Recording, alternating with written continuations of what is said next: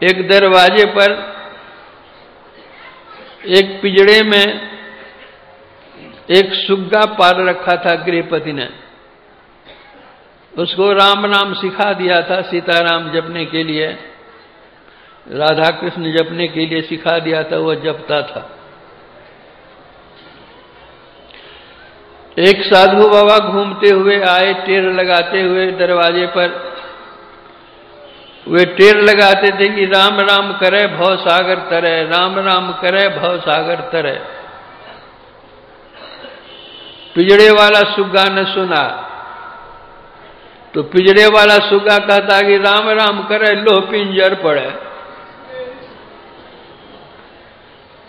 तो साधु बाबा ने कहा कि बेवकूफ कहीं का, राम राम करने से भव सागर तरता है और तुम क्या कहता लो पिंजर पड़े। कहा बाबा आप किसी किताब में पढ़े होंगे कि राम राम कहने से भव सागर तरता है, चाहे कोई साधु बहका दिया होगा आपको कि राम राम कहने से भव सागर तरता है, तो वही रटते फिरते हैं आप। आपका ज्ञान जो तो श्रवण ज्ञान है, अध्ययन ज्ञान है, और मेरा तो अनुभव ज्ञान है। देखिए ना, राम राम कहता हूं, लोहा के पिंजरे में पड़ा हुआ हूं, और जो सुग्गा राम राम नहीं कहता, उड़ता है, जहां मन तहां बैठता है, खाता है, पीता है। तो अब से आप प्रचार कीजिए कि राम राम करे लो पिंजर पड़े। तो साधु भगवान कहा कि देखो जी, तुम जानता नहीं है, राम राम तो तुम कहता है, लेकिन राम नाम कहने की कला जानता है, उसकी युक्ति है। राम राम करे भव सागर तरे, कैसे युक्ति करे तो सहज ही तरे। जो तुमको युक्ति तो है नहीं, तुमको रटा दिया है राम राम कहने के लिए, राम राम तुम कहता है। तो सुग्गा ने कहा कि बाबा तो हम कहां किसको खोजते फिरे, हम तो पिंजरा में बंद हैं, आप ही कुछ युक्ति बतला दीजिए। तो साधु बाबा ने कुछ युक्ति बता दी सुग्गा को। वह सुग्गा करने लग गया। करते करते उसका एक दिन प्राण स्पंदन निरुद्ध हो गया। गृहपति आया भोजन कराने के लिए उसको, तो देखा कि सांस बंद है, सुग्गा तो मर गया है। तो मरा हुआ सुग्गा रख कर क्या करेंगे, पिंजरे से निकाल कर जैसे वो फेंकता है उसे फुर्र से वो उड़ जाता है। तो यह तो एक कथा है, लेकिन वास्तविकता क्या है।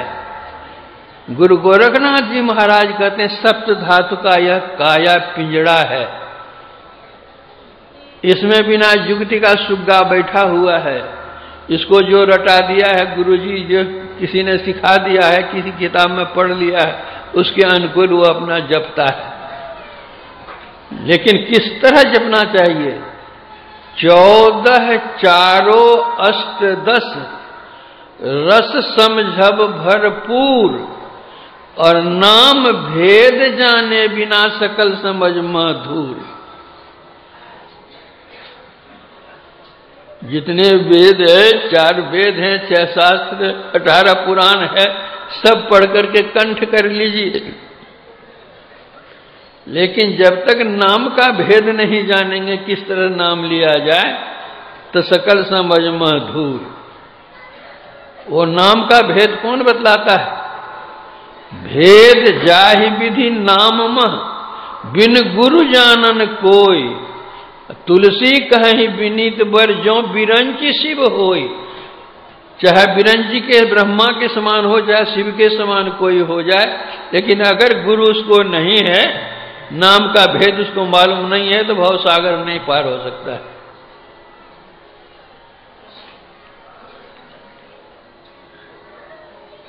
श्रवणात्मक, वर्णात्मक, ध्वन्यात्मक विधि 3, त्रिविध शब्द अनुभव अगम तुलसी कहीं प्रवीण। शास्त्र में आया है शब्द ब्रह्म सुदुर्बोधं, प्राणेन्द्रिय मनोमयम, अनंत पारम गंभीरम, दुर्विगाह्यं समुद्रवत।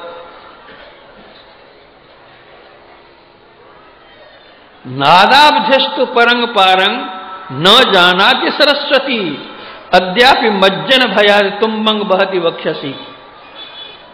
सरस्वती की छाती पर देखिए ना, वो तुम्बा लटका हुआ है, वीणा। भवसागर में डूबने से डरती है, वो तुम्बा लेकर उबरना चाहती है। कितनी पढ़ी हुई होती है सरस्वती, सरस्वती जी की पूजा भी होती है, लेकिन कहते हैं ये शब्द ब्रह्म जो है उसका ज्ञान सरस्वती को भी नहीं है। न जानाति सरस्वती, सरस्वती को भी इसका ज्ञान नहीं है। इसका ज्ञान संत सदगुरु को है। उन संत सदगुरु से सदज्ञान लीजिए और तब कीजिए।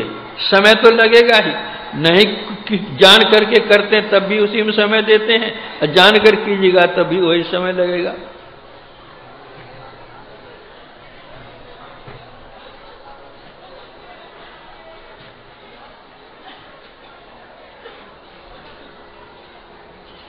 जल परिमाने माछरी, कुल परिमाने बुद्धि, जाको जैसा गुरु मिला ताकि तैसी शुद्धि। जल के परिमाण से ही मछली होती है। ताल तलैया में भी मछली होती है, देख लीजिए कितनी कितनी बड़ी होती है। गंगा जी की मछली कितनी बड़ी होती है, और समुद्र की मछली कितनी बड़ी होती है। सब मछली ही मछली है और सब जल में ही रहने वाली है। लेकिन जिस तरह का जल का परिमाण है उस तरह क्या करते हैं उसका शरीर। उसी तरह जिसको जिस तरह के गुरु मिलेंगे, सच्चे गुरु मिलेंगे तो पार होगा, कच्चे गुरु मिलेंगे तो डूबेंगे।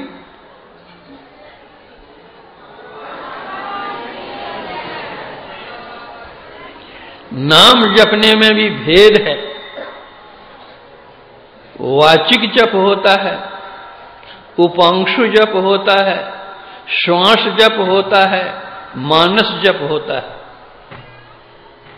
वाचिक जप में जितना लाभ है उससे 10 गुना लाभ है उपांशु जप में, 100 गुना लाभ है श्वास जप में, और 1000 गुना लाभ है मानस जप में। मानस जप को जप का प्राण बतलाया गया है। मानस जप से बढ़कर के और कोई दूसरा जप नहीं होता है। जैसे विद्यालय में जाते हैं, पहले मोटे मोटे अक्षरों को लिखते हैं, फिर महीन अक्षरों को लिखते हैं।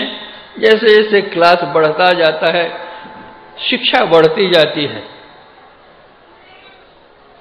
उसी तरह जो आरंभ किया जाता है तो वह वर्णमाला से ही आरंभ किया जाता है। इसलिए मोटी उपासना से ही आरंभ होती है भक्ति।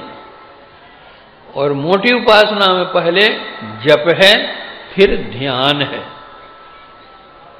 मानस जप कीजिए।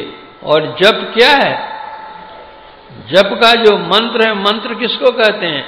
जिससे मन का त्राण हो उसको कहते हैं मंत्र।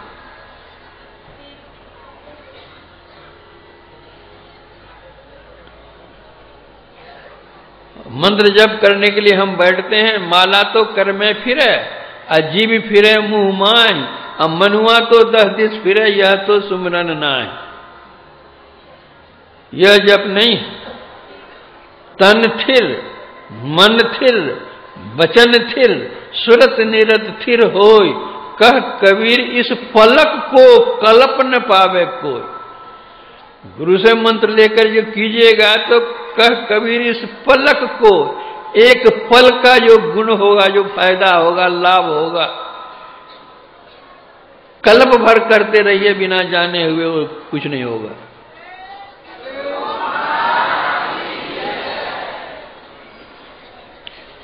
गुरु जाप जपन साचो तप, सकल काज सारन। जो नाम जब ठीक ठीक कर लेता है, मतलब नींव बन गई, अब उस पर मकान बनना है। तो जप ऐसा हमारा होना चाहिए जिसमें जप जापक के बीच में कुछ नहीं हो। लेकिन हम जप करने बैठते हैं तो गप करने लग जाते हैं। कभी कभी ऊँघ ही लगती है तो सो भी जाते हैं। सचेत होकर, जागरूक होकर के बैठना होगा। 3 प्रकार की बातें होती हैं। 3 गुण के प्रभाव हमारे ऊपर पड़ते हैं। जब तमोगुणी प्रभाव से प्रेरित होता है हमारा मन, तो जब